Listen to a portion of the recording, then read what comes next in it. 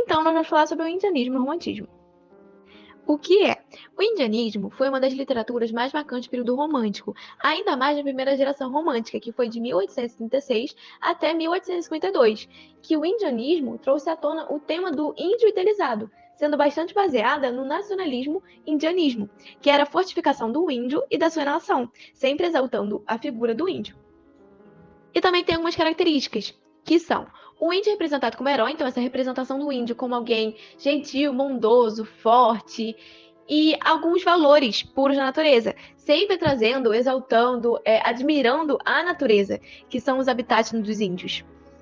E o europeu, trazido como uma figura corrupta, como uma figura maldosa no indianismo. E o índio trazido como algo puro, inocente, gentil, e sempre com essa valorização dos costumes indígenas, sempre com essa valorização tanto das línguas, quanto das tradições, quanto da cultura indígena. E o indianismo sempre foi marcado por forte nacionalismo e patriotismo, por essa exaltação da natureza, sabe? Com essa exaltação da natureza, eles têm que falar da nação deles. Então, sempre exaltando, sempre marcando o nacionalismo, sabe? A nação. E a presença do sentimentalismo, da valorização das belezas naturais do Brasil.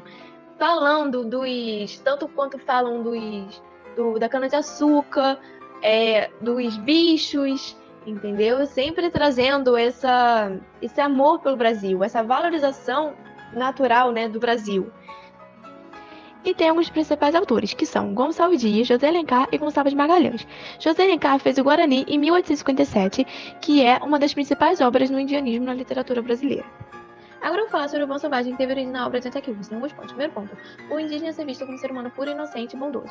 Segundo ponto, os europeus sendo sempre culpados por conduzir e corromperem os indígenas para o conflito e ambições da vida. Terceiro ponto, os indígenas sempre sendo inferiores e os europeus sendo sempre superiores. Quarto ponto, abre aspas, o homem nasce bom, mas a sociedade o corrompe, fecha aspas, frase de Antioquia Russell. Quinto ponto, os indígenas sempre sendo puros e inocentes. Sexto ponto, os indígenas sendo afastados do seu habitat da natureza e indo para o ocidente. Já agora eu vou falar sobre o habitante mais primitivo e autêntico, que é o índio. Sempre enaltecendo, exaltando, admirando seu habitat, que é a natureza, com seus próprios costumes e sua própria cultura. E eu trouxe a invisibilidade porque eu poderia falar sobre a forma linguística, mas eu trouxe a invisibilidade como uma coisa não só histórica, mas também da atualidade, que é sempre esquecidos, tratados como ultrapassados, mas não. Ele tem sim sua própria cultura, não é aculturado e é um dos povos mais importantes da história e da atualidade. Durante o período do romantismo no Brasil, a ideia de herói passa a ser representada pela figura do índio. Em algumas tradições ou culturas indígenas, o herói sempre é aquele que possui a maior força, coragem ou vigor. Esses traços estão muito presentes na maior parte das poesias de Gonçalves Dias, sendo alguns exemplos os Timbiras, Juca-Pirama ou a Canção do Tamoio.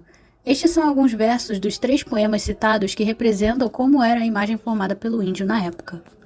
O nacionalismo no indianismo brasileiro se deu pelo fato do povo querer uma imagem que os representasse e não os linkassem tanto com a imagem de Portugal, que eram seus colonizadores. Na época, o povo, após a independência do Brasil, não queria, foi denominado como anticolonizadores, pois eles não queriam sua imagem linkada com os próprios. A figura que escolheram que os representassem nesse movimento foi o índio, pelo fato de acreditarem que eles eram homens fortes, bondosos, virtuosos e também muito espirituosos. No naturalismo, acontecia de, basicamente, eles valorizarem muito a natureza, como é possível ver nas obras de José de Alencar. No Brasil, em sua maioria, os animais possuem nomes semelhantes à da língua indígena. Como pode ver na imagem, jacaré na língua tupi se pronuncia iacaré, arara se pronuncia arara e capivara se chama capiwara em tupi. Além dos animais em tupi, podemos citar as comidas que consumimos no Brasil, que em sua maioria tem palavras de origem tupi, como milho, que em tupi se fala abaxi, mandioca se pronuncia manjo, e por fim o amendoim, que é conhecido como manduvi. Segundo alguns estudiosos, o indianismo tem sua origem vinculada ao folclore e aos gêneros textuais como mitos e lendas que eram contados pelos povos indígenas do Brasil a fim de explicar a força e os fenômenos da natureza.